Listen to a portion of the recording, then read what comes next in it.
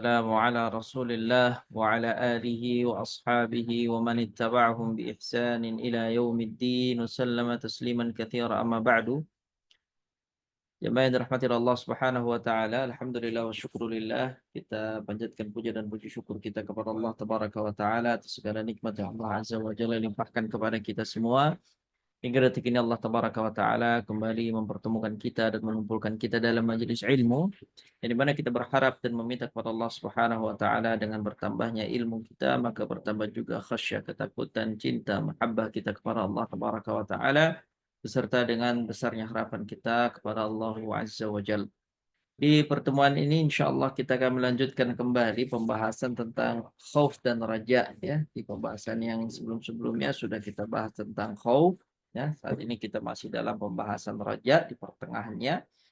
Insya Allah kita akan mulai dari halaman 342 dengan judul beberapa nas tentang raja ya. Harapan apa saja dalil tentang raja ini insya Allah akan menjadi bahasa pertama kita dalam pertemuan di siang hari ini insya Allah.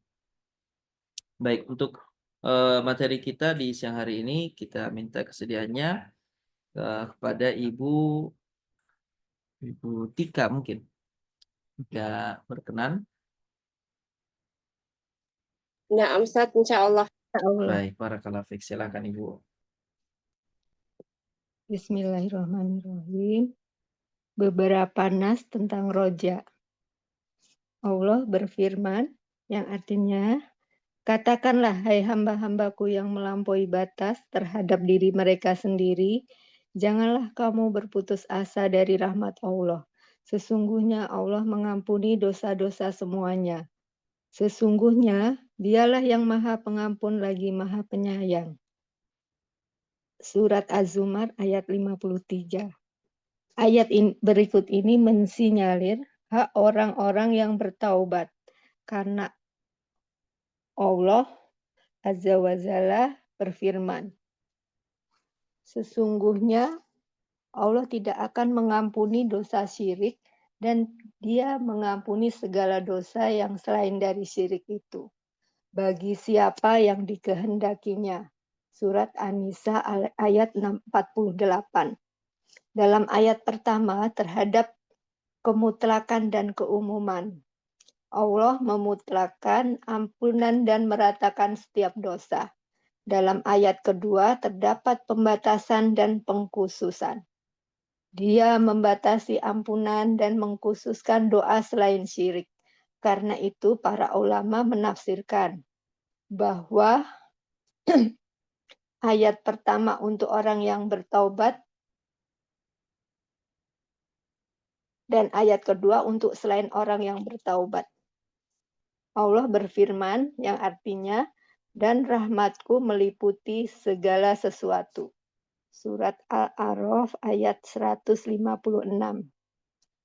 Al-Baidawi berkata, ini dunia, adapun di akhirat maka Allah berfirman, yang artinya maka akan aku tetapkan rahmatku untuk orang-orang yang bertakwa. Surat Al-A'raf ayat 156. Allah berfirman yang artinya dan kami tidak menjatuhkan azab yang demikian itu, melainkan hanya kepada orang-orang yang sangat kafir. Surat Saba ayat 17. Allah berfirman yang artinya sesungguhnya telah diwahyukan kepada kami bahwa siksa itu ditimpakan atas orang-orang yang mendustakan dan berpaling. Surat Toha ayat 48.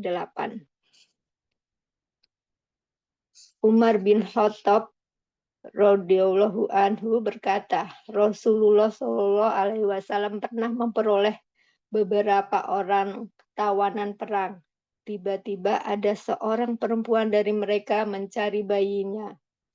Ketika dia menemukan bayinya dalam kelompok tawanan itu, dia mengambilnya dan membuainya lalu menyusuinya. Kemudian Rasulullah Shallallahu alaihi wasallam bertanya kepada kami, menurut kalian, apakah perempuan ini tega melemparkan bayinya ke dalam api? Kami menjawab, demi Allah, dia tidak akan tega. Lalu Rasulullah SAW bersabda, sungguh kasih sayang Allah terhadap hamba-hambanya melebihi kasih sayang perempuan ini terhadap anaknya. Diriwayatkan dari Abu Hurairah bahwa Rasulullah SAW bersabda, ketika Allah menciptakan makhluk, Dia membuat ketentuan dalam kitab yang berada di sisinya di atas aras. Sesungguhnya rahmatku melebihi murkaku. Dalam satu riwayat, memakai teks golabat gadabi melebihi murkaku. Dan dalam riwayat lain, memakai teks sabakot gadabi mendahului murkaku.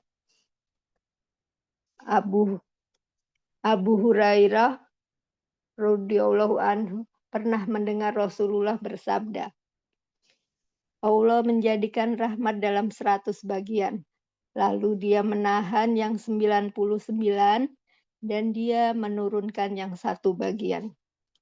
Maka dengan satu rahmat itu, para makhluk saling menyayangi, serta dengan satu rahmat itu pula seekor hewan menghindarkan kukunya dari anaknya.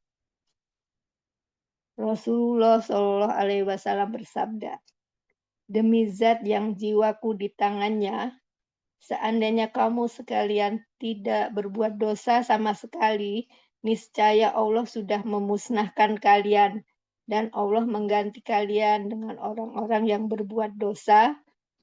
Kemudian mereka memohon ampunan kepada Allah, lalu Allah mengampuni mereka. Ibnu Mas'ud radhiyallahu an berkata, kami bersama Rasulullah SAW, beliau bersandar ke Kubah menghadap kepada 40 orang lalu bersabda,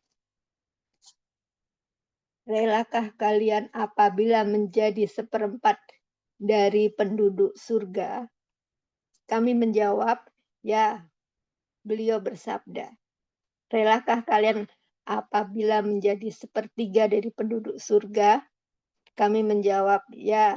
Beliau kembali bersabda, demi zat yang jiwaku di tangannya, sungguh aku berharap semoga kalian menjadi separuh dari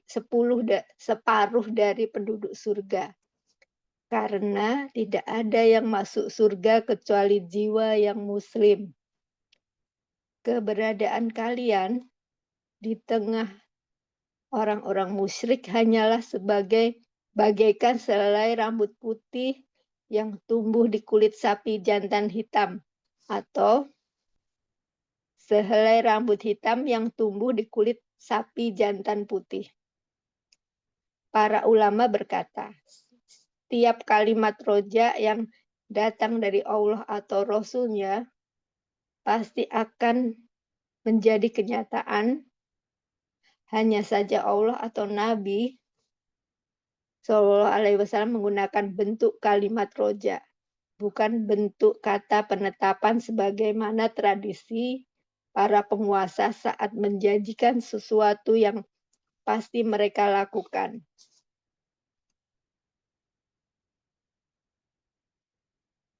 Abu Musa al-Asy'ari radhiyallahu an berkata, Rasulullah sallallahu alaihi wasallam bersabda, pada hari kiamat Allah menyerahkan seorang Yahudi atau seorang Nasrani kepada setiap muslim. Lalu Allah berfirman kepada muslim itu, inilah penebusmu dari siksa neraka.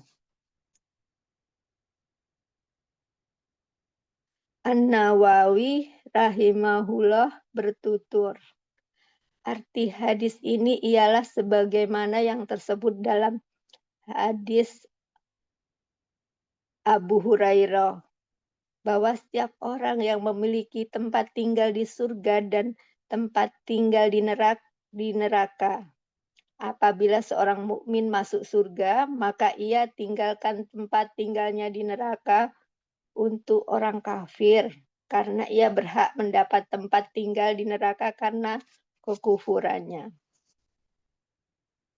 Arti fikakuka ialah sesungguhnya engkau diperlihatkan untuk masuk neraka dan ini adalah penebusmu.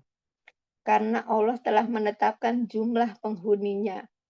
Apabila orang-orang kafir masuk neraka karena dosa-dosa dan kekufuran mereka, maka mereka menjadi tebusan bagi kaum muslimin. Wallahu alam. Umar bin Abdul Aziz dan Imam Syafi'i berkata, hadis inilah yang paling diharapkan oleh kaum muslimin. An-Nawawi menuturkan, hadis ini seperti harta. Beliau berdua mengatakan, seperti itu karena di dalamnya mengandung penegasan dan pemerataan penebusan bagi setiap muslim. Walhamdulillah.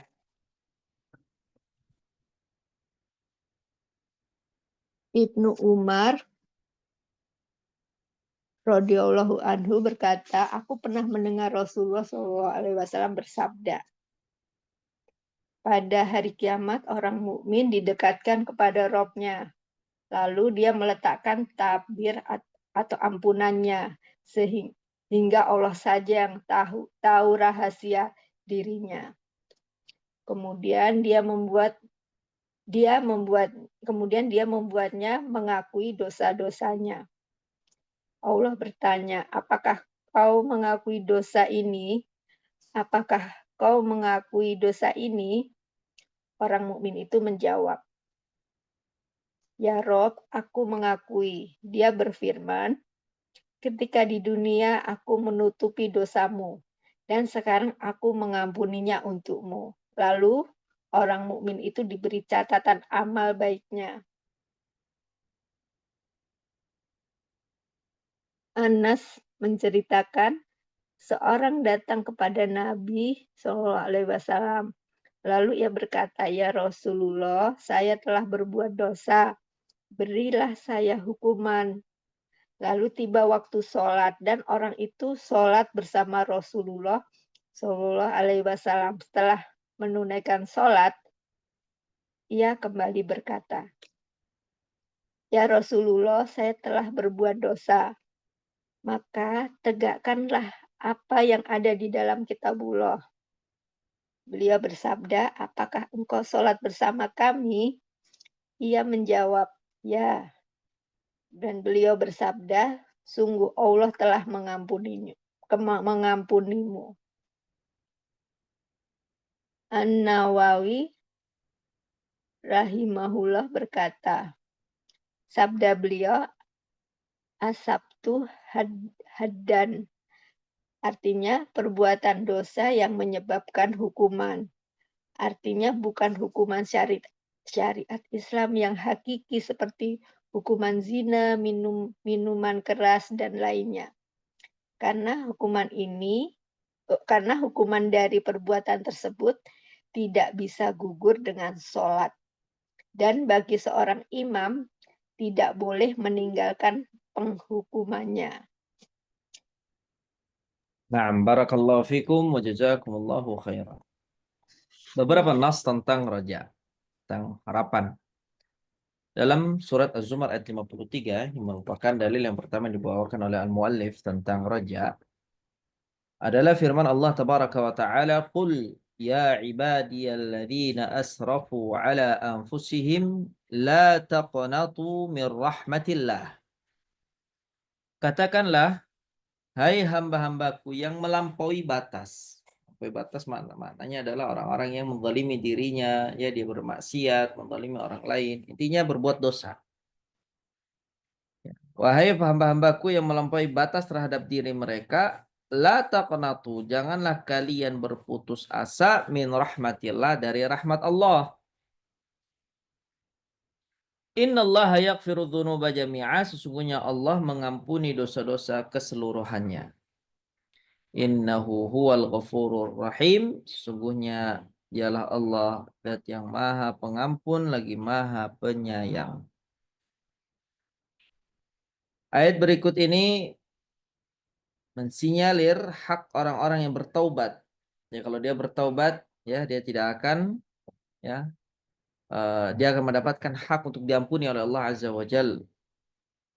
Karena Allah Azza wa Jalla berfirman, "Innallaha la yaghfiru an yushraka bihi wa yaghfiru ma duna dzalika liman yasha." Sesungguhnya Allah tidak akan mengampuni dosa syirik, dan Allah mengampuni segala dosa yang selain dari syirik bagi siapa yang dikehendaki oleh Allah. Jadi maknanya di sini adalah semua dosa, apapun dosa itu selain dosa kesyirikan, maka jangan sampai kita berputus asa, ya, pada Allah Azza wa Jalla dari rahmatnya. Dalam ayat pertama terdapat kemutlakan dan keumuman. Itu tadi. Ya ibadiyalladzina asrafu ala anfusihim la taqnatu min rahmatillah. Ini ada mutlak, ada umum. Allah memutlakkan ampunan. Innallaha yaghfiru dzunuba jami'a. Sesungguhnya Allah mengampuni seluruh dosa. Ini secara mutlak, ya. Dan Allah meratakan setiap dosa. Dosa apapun, ya, pasti Allah akan ampuni. Karena dikatakan innallaha yaghfiru dzunuba jami'a. Dalam ayat kedua yaitu An-Nisa ayat 48 terdapat pembatasan dan pengkhususan, ya. Dosa apa saja yang akan diampuni oleh Allah, dosa apa saja akan dimaafkan oleh Allah adalah dosa yang bukan kesyirikan. Karena di sini ada pengkhususan bahwasanya dosa itu tidak akan diampuni kalau itu berbentuk dosa syirik. Nah, Allah membatasi, ya, ampunan dan pengkhususan, dan Allah membatasi ampunan dan mengkhususkan dosa selain syirik. Karena itu para ulama menafsirkan bahwa ayat pertama untuk orang yang bertaubat dan ayat kedua untuk selain orang yang bertaubat. Allah Ta'ala berfirman, "Wa rahmati wasi'at kulla syai'." Dan rahmatku meliputi segala sesuatu. Kemudian Al-Imam Al-Baydawi berkata, ini di dunia. Adapun di akhirat, maka Allah Azza wa Jalla berfirman, "Fasa'aktubuha lilladzina yattaqun." Dan aku akan tetapkan rahmatku untuk orang-orang yang bertakwa. Kemudian Allah berfirman, "Wa hal nujazi illal kafur." Dan kami tidaklah menjatuhkan azab yang demikian itu melainkan hanya kepada orang-orang yang sangat kafir. Allah berfirman, "Inna qad uhiya ilaina annal 'adzaba 'ala man kadzdzaba wa tawalla." Sesungguhnya telah diwahyukan kepada kami bahwa siksa itu akan ditimpakan pada orang-orang yang mendustakan dan berpaling. Ini hal-hal yang berat gitu ya. Jadi selama yang dilakukan itu adalah selain dari apa yang disebutkan dalam ayat, kufuran yang sangat, gitu ya, kemudian pendustaan, kemudian keberpalingan, ya. Maka di situ ada isyarat, ya, seseorang itu ketika dia mendapatkan atau dia mengharapkan rahmat dari Allah Azza wa Jalla, ada harapan raja, ya, maka Allah Azza wa Jalla akan menurunkan rahmatnya. Umar bin Khattab radhiyallahu anhu berkata, Rasulullah sallallahu alaihi wasallam pernah memperoleh beberapa orang tawanan perang. Tiba ada seorang perempuan dari mereka mencari bayinya. Ketika dia menemukan bayinya dalam kelompok tawanan itu, dia mengambilnya dan membuainya lalu menyusuinya. Ya, cari sama ibunya. Kemudian Rasulullah SAW bertanya kepada kami, mana kepada para sahabat, menurut kalian, apakah perempuan ini tega melemparkan bayinya ke dalam api? Kami menjawab, demi Allah dia tidak akan tega. Lalu Rasulullah SAW bersabda, sungguh kasih sayang Allah terhadap hamba-hambanya melebihi kasih sayang perempuan ini terhadap anak. Jadi kalau kita dapati bahwa seorang ibu itu tidak akan melemparkan anaknya ke dalam api neraka, ya. Karena Nabi SAW menjelaskan dalam hadis ini, Allah kasih sayangnya melebihi, ya, kepada para Allah, kasih sayang Allah kepada para hamba melebihi kasih sayang, ya, seorang ibu kepada anaknya. Inilah yang kemudian menumbuhkan rasa harapan kita kepada Allah. Diriwayatkan dari Abu Hurairah radhiyallahu taala anhu bahwasanya Rasulullah sallallahu alaihi wasallam bersabda, "Lamma khalaqallahu al-khalqa kataba fi kitabin fahuwa indahu fawqal arsy inna rahmati taghlibu ghadabi." Ketika Allah menciptakan makhluk, maka Allah membuat ketentuan dalam kitab yang berada di sisinya di atas arsy. Sungguhnya rahmatku melebihi murkaku. Kalau tadi meliputi ya. Nah, sekarang di sini lafaz lain, sesungguhnya rahmatku melebihi murka. Dalam riwayat yang lain memakai teks golabat godobi. Sungguhnya rahmatku itu melebihi murkaku. Dan dalam riwayat lain menggunakan teks sabaqat godobi. Inna rahmati sabaqat godobi. Sesungguhnya rahmatku itu mendahului murka. Jadi ada kata mendahului, ada kata melebihi. Abu Hurairah radhiyallahu taala anhu pernah mendengar Rasulullah sallallahu alaihi wasallam bersabda, "Ja'alallahu rahmata mi'ata juz'in." Allah menjadikan rahmat itu dalam 100 bagian. Fa'amsaka 'indahu tis'atan wa tis'ina juz'an. Lalu Allah menahan yang 99 ya, wa anzala fil ardi juz'an wahidan, dan Allah menurunkan yang satu bagian. Nah, jadi 10 bagian itu hanya satu yang diturunkan ke dunia. Famin dalikal juz'i yatarahamul khalqu hatta tarfa'u dabbatun hafiraha an waladiha khasyatan an tusibahu. Maka dengan satu rahmat itu para makhluk sebumi ya itu saling menyayangi. Serta dengan satu rahmat itu pula seekor hewan menghindarkan kukunya atau injakannya dari anaknya. Nah, Rasulullah sallallahu alaihi wasallam bersabda, "Walladzi nafsi biyadihi law lam tudnibu la dhahaballahu bikum wa la jaa'a biqaumin yudhnibuna fayastaghfirunallaha fayaghfiru lahum." Ini juga dalil hadis Nabi sallallahu alaihi wasallam tentang pentingnya seorang itu menumbuhkan rasa raja.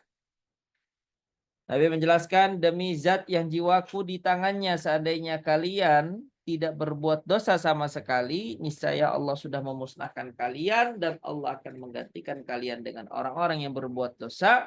Kemudian mereka memohon ampunan kepada Allah dan lalu Allah mengampuni mereka." Jadi berdosa itu ya Nabi Shallallahu Alaihi Wasallam, kalau seandainya tidak ada orang berdosa maka tidak ada orang yang beristighfar. Nah, ketika tidak ada orang yang beristighfar, maka Allah Azza wa Jalla ya akan memusnahkan satu kaum. Kemudian mereka ya didatangkan oleh Allah Azza wa Jalla kaum yang lain, kaum yang kedua, dan mereka berbuat salah dan meminta ampun. Ini fadilah keutamaan dari ya beristighfar. Ibnu Mas'ud radhiyallahu taala anhu berkata, kami bersama Rasulullah sallallahu alaihi wasallam, beliau bersandar ke kubah hadap pada 40 orang lalu bersabda, "Atardawna an takunu rubu'a ahlil jannah?" Apakah kalian rela untuk menjadi seperempat dari penduduk surga? Seperempatnya saja. Qulna na'am. Ya, kami katakan iya wahai Rasulullah. Qala atardawna an takunu thulutha ahlil jannah? Ya. Relakah kalian apabila menjadi ya sepertiga dari penduduk surga? Qalu qulna na'am. Qala walladhi nafsi biyadihi inni la arju an takunu nisfa ahlil jannati wa dhalika anna al jannata la yadkhuluha illa nafsun muslimatun. Wa ma antum fi ahli syirki illa kasya'ratil bayda'i fi jildi thawril aswad aw kasya'ratis sawda'i fi jildi thawril abyad. Dan Nabi Shallallahu Alaihi Wasallam ya menawarkan kepada para sahabatnya, mau nggak kalian menjadi sepertiga dari penduduk surga, sebelumnya seperempat sepertiga. Tentu para sahabat menjawab, iya wahai Rasulullah. Dan Nabi kembali bersabda, demi zat yang jiwaku di tangannya, sungguh aku berharap semoga kalian menjadi 10 dari penduduk surga. Karena tidak ada yang masuk surga kecuali jiwa yang muslim. Keberadaan kalian di tengah orang-orang musyrik hanyalah bagaikan sehelai rambut putih yang tumbuh di kulit sapi jantan hitam, atau sehelai rambut hitam yang tumbuh di kulit sapi jantan putih. Nah, ini permisalan yang dimisalkan oleh Nabi Shallallahu Alaihi Wasallam. Para ulama berkata, setiap kalimat raja harapan yang datang dari Allah dan Rasulnya pasti akan menjadi kenyataan. Hanya saja Allah dan Rasulnya menggunakan bentuk kalimat raja, bukan bentuk kata penetapan sebagaimana tradisi para penguasa saat menjanjikan sesuatu yang pasti mereka lakukan.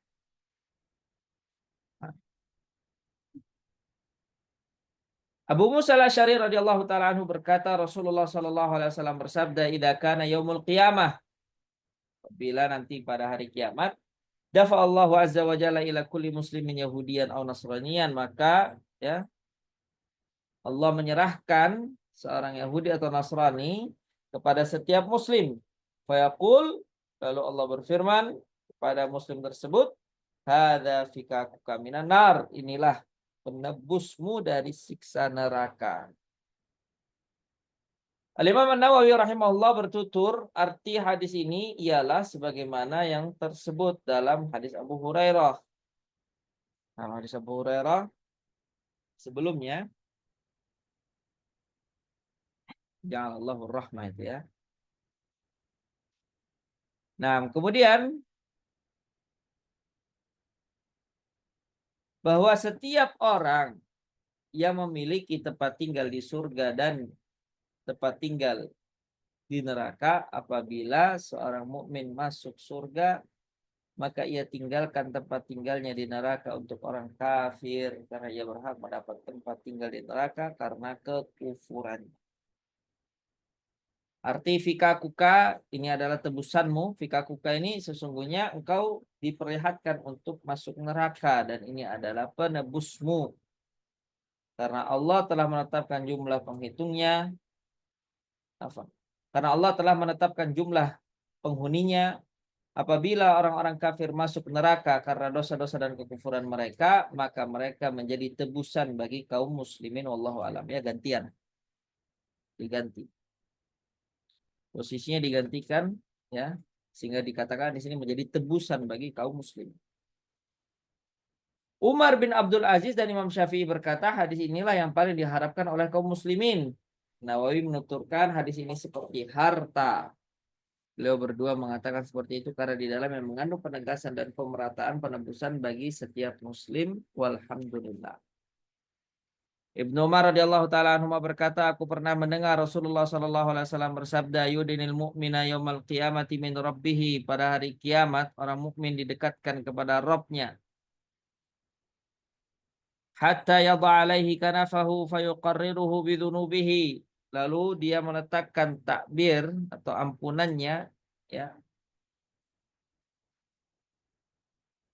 hingga Allah saja yang tahu rahasia dari persidangan itu, ya, tidak ada yang tahu satupun karena memang disiter, ya, ditutupi oleh Allah Azza wa Jalla. Ini kalau persidangan seorang mukmin. Kalau persidangan orang yang kafir itu dibuka, ya, dikonsumsi oleh seluruh makhluk, oleh seluruh manusia yang dikumpulkan di padang mahsyar.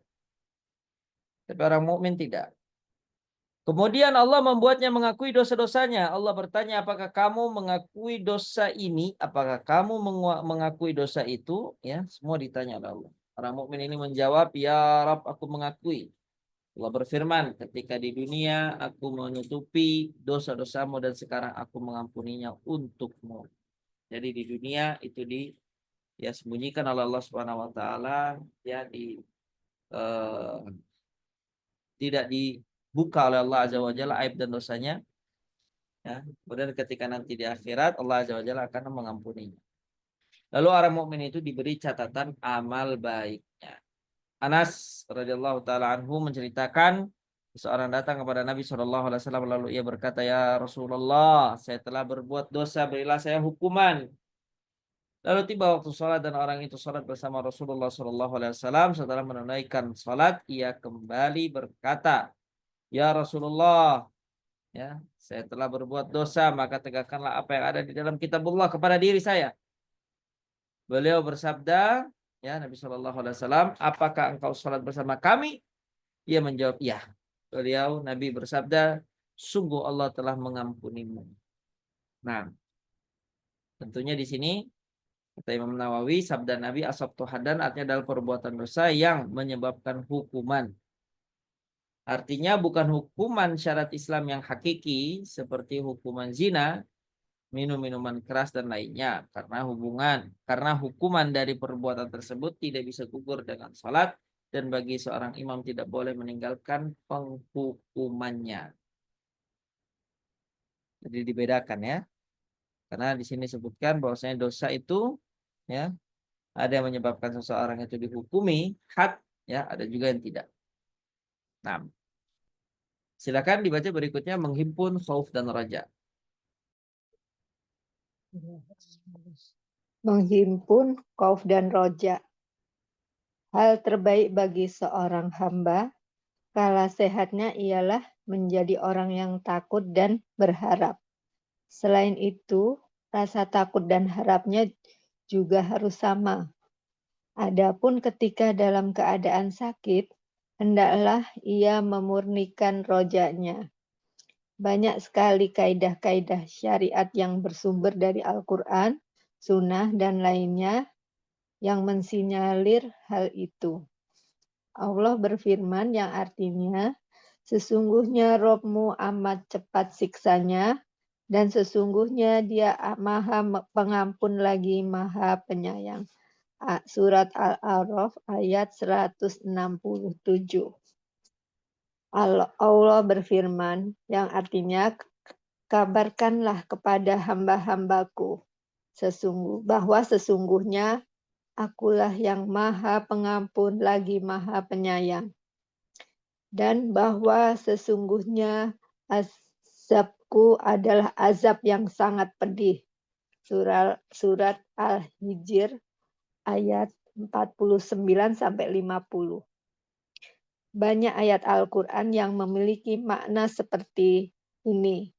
Khauf dan roja berkumpul dalam satu ayat, dua ayat yang berturutan, atau beberapa ayat yang berurutan. Rasulullah SAW bersabda, seandainya orang mukmin mengetahui siksa Allah, niscaya tak ada seorang mukmin pun yang tamak terhadap surganya. Dan seandainya orang kafir mengetahui rahmat Allah, niscaya tidak ada seorang kafir pun yang berputus asa untuk mengharap surganya. Penulis kitab Madarius Solikin, yaitu Ibnu Qayyim al-Jauziyah, menerangkan, hati dalam perjalanannya kepada Allah diumpamakan seekor burung. Cinta merupakan kepalanya, sedang khauf dan roja ibarat dua buah sayapnya. Selagi kepala dan dua sayapnya normal, burung tersebut akan terbang dengan baik. Apabila kepalanya terputus, burung itu akan mati. Jika kedua sayapnya tadi tidak ada, ia tidak bisa berbuat apa-apa dan menghadapi masalah besar. Tetapi para ulama salaf lebih suka memperhatikan kesehatan sayap khauf atau rasa takut daripada sayap roja atau harapan. Namun ketika dalam kondisi sakit, mereka lebih memprioritaskan sayap roja daripada sayap khauf. Abu Sulaiman dan lainnya berkata, sepatutnya rasa takut lebih dominan bagi hati. Karena jika rasa harap yang lebih mendominasi, maka rusaklah ia. Ulama lain berkata, sikap yang paling sempurna adalah menyeimbangkan antara khauf dan roja serta memperbaiki cinta. Karena cinta itu ibarat kendaraan. Roja ibarat dorongan, khauf ibarat sopir, dan Allah lah yang menyampaikan ketujuannya dengan anugerah dan kedermawanannya. Nah, bagaimana kita bisa menggabungkan ya? Sekarang pembahasannya bagaimana bisa menggabungkan antara khauf dengan raja. Kalau sebelumnya dibahas adalah khauf saja, kemudian berikutnya dibahas adalah raja saja, maka di sini ya bagaimana al-muallif ya menyarankan kepada kita untuk menghimpun, untuk menggabungkan, untuk menjamak antara khauf dengan raja. Beliau katakan, hal terbaik bagi seorang hamba kala sehatnya ialah menjadi orang yang takut dan berharap. Jadi harus seimbang ya antara harapan dan rasa takut. Selain itu rasa takut dan harapannya juga harus sama, harus seimbang. Adapun ketika dalam keadaan sakit, kalau tadi sehat, ya dalam keadaan sehat. Kalau dalam keadaan sakit, hendaklah ia memurnikan rojaknya, ya. Nanti banyak-banyak berharap kepada Allah Azza wa Jalla. Banyak sekali kaidah-kaidah syariat yang bersumber Al-Quran dan As-Sunnah dan lainnya yang mensinyalir hal itu. Allah berfirman, Inna rabbaka lasari'ul iqabi wa innahu laghafurur rahim. Sungguhnya Rabbmu amat cepat siksanya dan sesungguhnya dia adalah maha pengampun lagi maha penyayang. Al-A'raf ayat 167. Nah, kemudian ya Al-Hijr 49 sampai 50 Allah berfirman, Nabi ibadi anni anal ghafurur rahim wa anna adabi huwal adabul alim. Kabarkanlah kepada hamba-hambaku bahwa sesungguhnya akulah yang maha pengampun lagi maha penyayang dan bahwa sesungguhnya azabku adalah azab yang sangat pedih. Jadi disebutkan dua-duanya seimbang, ya. Jadi di ayat yang pertama inna rabbaka lasari wal iqabi wa innahu laghafurur rahim disebutkan tentang iqab, hukuman, azab, siksaan, dan disebutkan juga tentang rahmat. Allah itu zat yang maha mengampuni dan maha penyayang. Di ayat berikutnya disebutkan bahwasanya Allah itu maha ya pengampun, maha penyayang, dan Allah juga menyebutkan di ayat berikutnya bahwasanya azabnya Allah itu adalah azab yang pedih. Banyak ayat Al-Quran yang memiliki makna yang sama seperti ini. Khauf dan Raja berkumpul dalam satu ayat, dua ayat yang berurutan, atau beberapa ayat yang berurutan. Nah, dia harus seimbang. Rasulullah sallallahu alaihi wasallam bersabda, "Lau ya'lamul mu'minu ma 'indallahi minal uqubati ma tami'a bi jannatihi ahadun." Seandainya orang mukmin mengetahui siksa Allah, niscaya tidak ada seorang mukmin pun yang tamak terhadap surganya. Walau ya'lamul kafiru ma 'indallahi minar rahmati ma qanata min jannati ahadun. Dan seandainya orang kafir mengetahui rahmat Allah, niscaya tidak ada seorang kafir pun yang berputus asa untuk mengharapkan surganya Allah Azza wa Jalla. Penulis kitab Madarij Salikin itu Imam Ibnu Qayyim Al-Jauziyah rahimahullah menerangkan hati dalam perjalanannya kepada Allah diumpamakan seekor burung. Cinta merupakan kepalanya, sedangkan khauf dan raja ibarat dua buah sayapnya. Selagi kepala dan dua sayapnya itu normal, maka burung itu ya akan terbang dengan baik. Namun apabila kepalanya putus, maka burung itu akan mati. Seorang mukmin kalau sudah tidak cinta sama Allah, ya, nah kepala ini diibaratkan dengan tadi ya, cinta. Kalau dia sudah tidak cinta kepada Allah, maka mati sudah. Ya, tidak ada keimanan dalam dirinya. Jika kedua sayapnya itu tidak ada, atau ia tidak bisa berbuat apa-apa dan menghadapi masalah besar, ya, afwan. Jika kedua sayapnya tadi tidak ada, berarti dia tidak ada rasa khauf, dia tidak ada rasa berharap kepada Allah, maka dia nggak bisa apa-apa dan dia akan menghadapi masalah yang besar. Berarti dia hanya apa namanya, burung itu hanya punya kepala saja, tapi tidak punya sayap, begitu ya. Dia tidak bisa mencari makan, dia tidak bisa berpindah, dia tidak bisa menghindari diri dari musuh, ya, predator. Baik, kemudian dikatakan, tetapi para ulama salaf lebih suka memperhatikan kesehatan sayap khauf daripada sayap roja. Namun ketika dalam kondisi sakit, mereka lebih memprioritaskan sayap roja daripada sayap khauf. Nah, jadi lebih prioritaskan hal itu dalam kondisi sehat. Ya.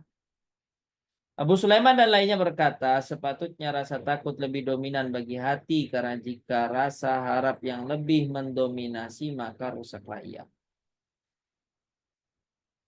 Dia harus ada yang lebih. Lebih di sini adalah rasa takutnya. Ulama lain berkata, sikap yang paling sempurna adalah menyeimbangkan antara khauf dan raja, serta memperbanyak cinta. Ini pendapat ulama yang lain.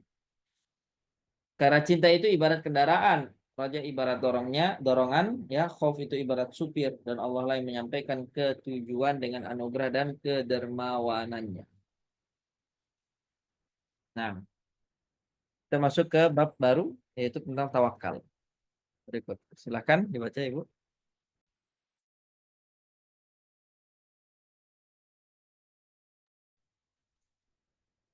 Tawakal. Tawakal adalah penyandaran hati secara benar kepada Allah untuk meraih banyak maslahat atau kebaikan dan menolak bahaya dalam perkara-perkara dunia dan akhirat. Allah telah menjadikan balasan tertentu bagi setiap amal kebaikan dan tingkatannya. Allah sendiri yang menentukan balasan bagi orang yang bertawakal dan merasa cukup dengannya. Dia berfirman, yang artinya, barang siapa bertakwa kepada Allah, niscaya dia akan mengadakan baginya jalan keluar. Surat At-Tolak ayat 2. Dan dia berfirman, yang artinya, dan barang siapa mentaati Allah dan Rasul-Nya, mereka akan bersama-sama dengan orang-orang yang dianugerahi nikmat oleh Allah, yaitu nabi-nabi. Surat An-Nisa ayat 69. Dia berfirman mengenai tawakal, yang artinya, dan barang siapa yang bertawakal kepada Allah, niscaya Allah akan mencukupkan keperluannya. Surat At-Tolak ayat 2. Lihatlah balasan yang diperoleh orang yang bertawakal yang tidak dia anugerahkan kepada selainnya. Ini mengindikasikan bahwa tawakal adalah jalan paling kuat dan paling dicintai oleh Allah. Allah berfirman, bukankah Allah cukup untuk melindungi hamba-hambanya?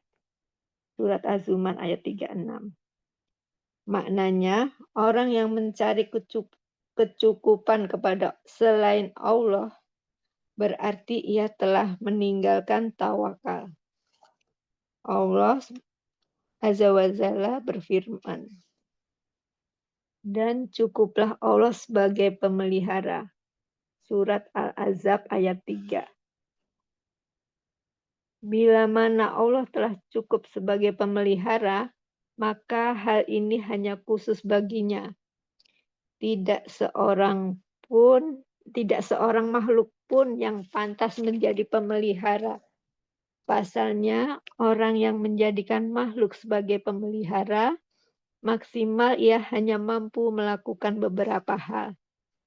Selain itu, ia bisa melakukan hanya dengan pertolongan Allah kepadanya dan ia tidak mampu memenuhi tuntutan yang banyak. Apabila Allah menyifati dirinya, maka cukuplah dia sebagai pemelihara. Maka dapat dipastikan bahwa dia akan memenuhi apa yang dipasrahkan kepadanya, tanpa butuh bantuan kepada selainnya dalam menarik manfaat dan menolak bahaya. Karena bila masih ada kekurangan, maka dia belum pantas sebagai pemelihara. Hal ini menegaskan kekeliruan prasangka pada orang yang bertawakal tidak akan memperoleh manfaat atau menolak bahaya dengan sikap tawakalnya. Bahkan semua itu hanya berjalan seperti jika ia tidak bertawakal kepadanya. Mesti diketahui bahwa tawakal adalah salah satu perbuatan hati, bukan perbuatan anggota tubuh. Karena itu tidak ada kontradiksi antara tawakal dan melakukan sebab-sebab. Ingat, Nabi adalah sebaik-baik orang yang bertawakal kepada Allah. Tapi sedemikianlah perilaku beliau. Bekerja adalah sunnah beliau. Karena itu, barang siapa yang ingin beramal sesuai kondisi beliau, maka janganlah meninggalkan sunnah beliau. Ada yang mengatakan bahwa tidak melakukan sebab bisa merusak undang-undang Allah. Dan hanya yakin terhadap sebab-sebab saja juga bisa merusak tauhid. Orang-orang yang menyuarakan kebolehan meninggalkan faktor penyebab secara total maka orang telah menyatakan diri bahwa perilaku mereka lebih sempurna daripada perilaku Rasulullah Shallallahu Alaihi Wasallam dan para sahabat. Karena tak seorang pun dari mereka yang melakukan hal itu dan tak pernah meninggalkan faktor penyebab sedikit pun. Rasulullah Shallallahu Alaihi Wasallam pernah meminta bantuan dua perisai pada waktu perang Uhud.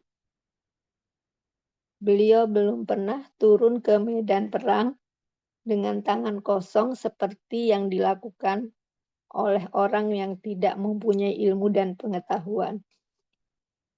Beliau pernah menyewa seorang pemandu musyrik untuk menunjukkan jalan hijrah. Padahal Allah telah menunjukkan kepada beliau alam semesta dan menjaga beliau dari setiap manusia. Beliau pernah juga menyimpan bahan makanan bagi keluarga beliau untuk kebutuhan makan selama 1 tahun. Padahal beliau memimpin orang-orang yang bertawakal. Ketika beliau bepergian untuk berjihad, haji atau umroh, beliau selalu membawa bekal. Begitu pula para sahabat beliau. Padahal mereka adalah orang-orang yang ahli dalam bertawakal. Orang yang paling sempurna tawakalnya sesudah masa mereka ialah orang yang meneladani tawakal mereka atau mengikuti jejak mereka.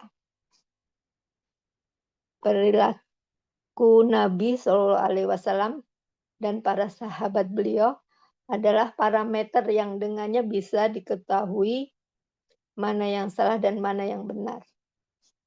Karena semangat mereka dalam bertawakal lebih tinggi dan menggelora daripada orang-orang sesudah mereka.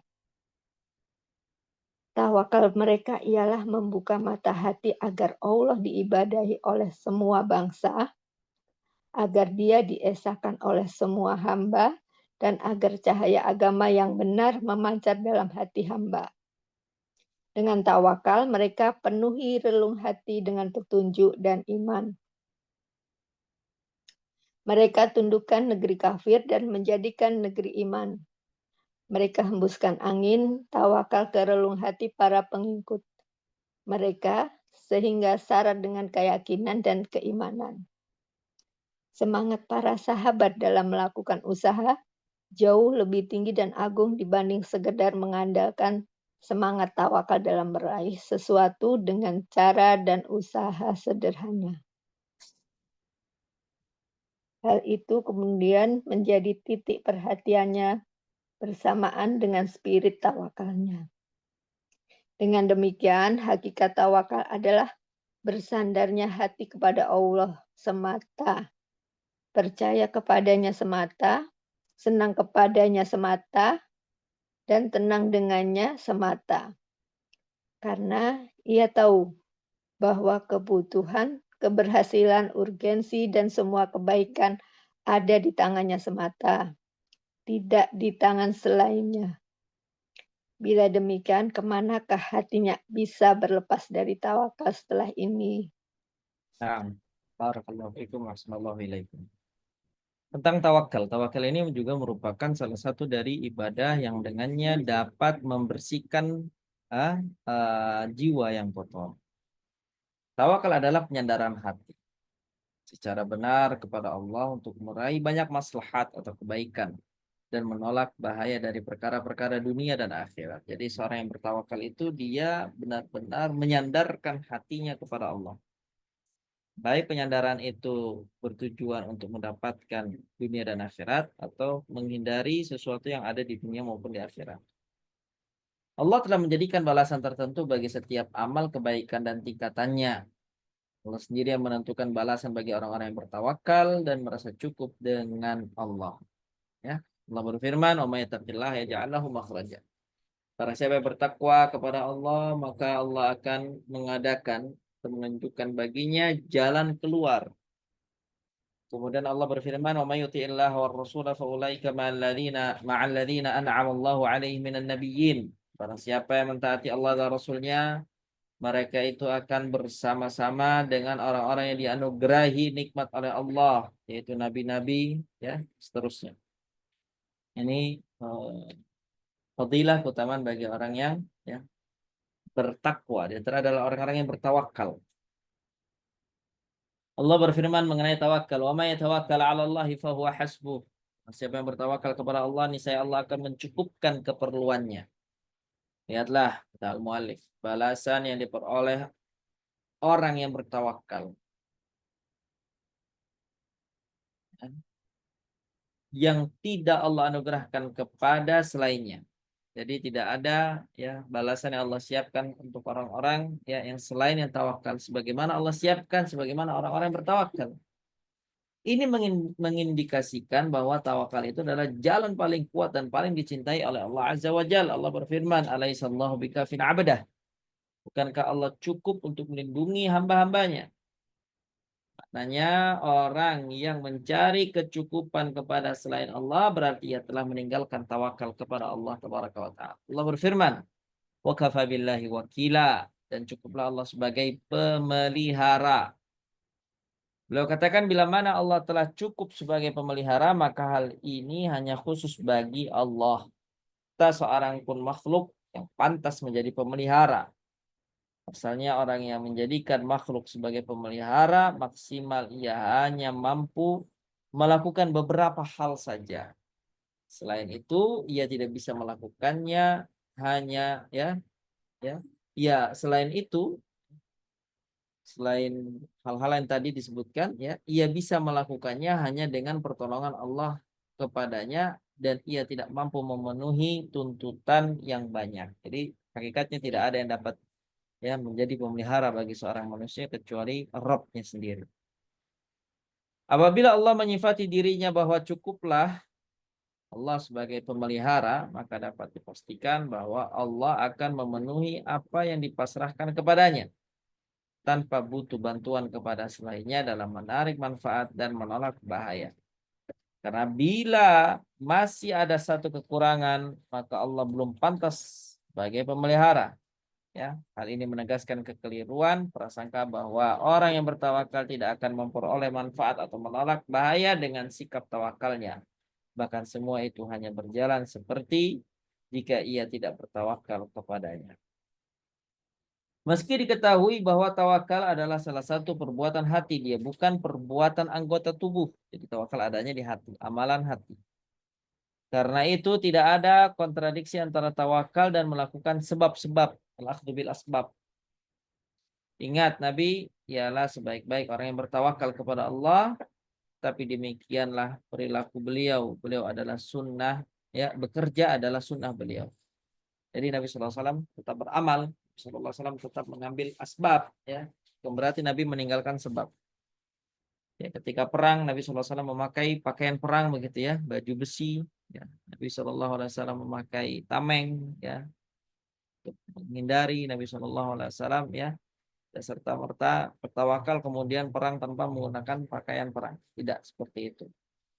Karena itu barang siapa yang ingin beramal sesuai kondisi beliau Nabi, ya, maka janganlah meninggalkan sunnah Nabi. Ada yang mengatakan bahwa tidak melakukan sebab bisa merusak undang-undang Allah dan hanya yakin terhadap sebab-sebab saja juga bisa merusak tauhid.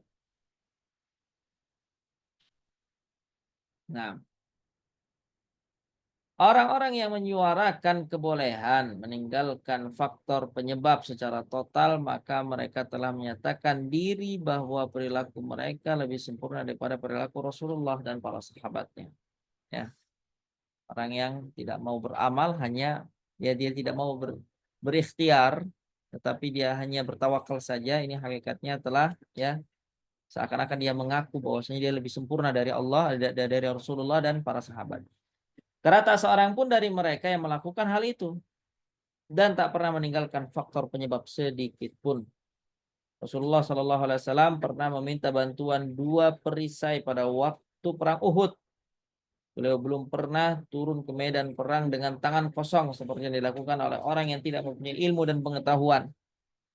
Beliau pernah menyewa seorang pemandu musyrik untuk menunjukkan jalan hijrah. Serta merta Nabi bertawakal lalu kemudian jalan-jalan saja begitu, ya. Karena Nabi memang tidak tahu rute perjalanannya. sudah hafal. Maka beliau yang menyewa seorang pemandu musyrik. Padahal Allah telah menunjukkan kepada beliau alam semesta dan menjaga beliau dari setiap manusia. Tapi tetap Nabi memakai pemandu musyrik. Beliau pernah juga menyimpan bahan makanan bagi keluarga beliau untuk kebutuhan makan selama 1 tahun. Padahal beliau pemimpin orang-orang yang bertawakal. Jadi tetap ya, ada tawakal, ada ikhtiar. Tawakal berikhtiar juga. Ikhtiar tidak menafikan tawakal. Ketika beliau bepergian untuk berjihad, haji dan umrah, beliau selalu membawa bekal. Begitu pula para sahabat beliau selalu membawa bekal. Padahal mereka adalah orang-orang yang ahli dalam bertawakal kepada Allah. Orang yang paling sempurna tawakalnya sesudah masa mereka ialah orang yang meneladani tawakal mereka atau mengikuti jejak mereka. Bukan orang yang mengaku paling tawakal dan tawakalnya tidak sebagaimana tawakalnya Rasulullah dan para sahabat. Perilaku Nabi SAW dan para sahabat beliau adalah parameter ya yang dengannya bisa diketahui mana yang salah dan mana yang benar. Jadi kalau ada tawakalnya melebihi tawakalnya Nabi sudah pasti salah. Yang tawakalnya sudah pas sebagaimana tawakalnya Nabi maka itu sudah tepat, dia benar. Karena semangat mereka dalam bertawakal lebih tinggi dan menggelora daripada orang-orang sesudah mereka. Tawakal para sahabat ialah untuk membuka mata hati agar Allah diibadahi oleh semua bangsa. Agar Allah diesakan oleh semua hamba. Dan agar cahaya agama yang benar memancar dalam hati hamba. Dengan tawakal mereka penuhi relung hati dengan petunjuk dan iman. Mereka tundukkan negeri kafir dan menjadikannya negeri iman. Mereka hembuskan angin tawakal ke relung hati para pengikut mereka sehingga syarat dengan keyakinan dan keimanan. Semangat para sahabat dalam melakukan usaha jauh lebih tinggi dan agung dibandingkan sekedar mengandalkan semangat tawakal dalam meraih sesuatu dengan cara dan usaha sederhana. Itu kemudian menjadi titik perhatiannya bersamaan dengan spirit tawakal. Dengan demikian hakikat tawakal adalah bersandarnya hati kepada Allah semata, percaya hanya kepada Allah semata, senang hanya kepada Allah semata, tenang dengan Allah Azza wa Jalla semata. Itu hakikat tawakal. Karena ia tahu bahwa kebutuhan, keberhasilan, urgensi, dan semua kebaikan ada di tangan Allah semata, tidak di tangan selain Allah. Bila demikian, kemanakah hatinya bisa berlepas dari tawakal setelahnya?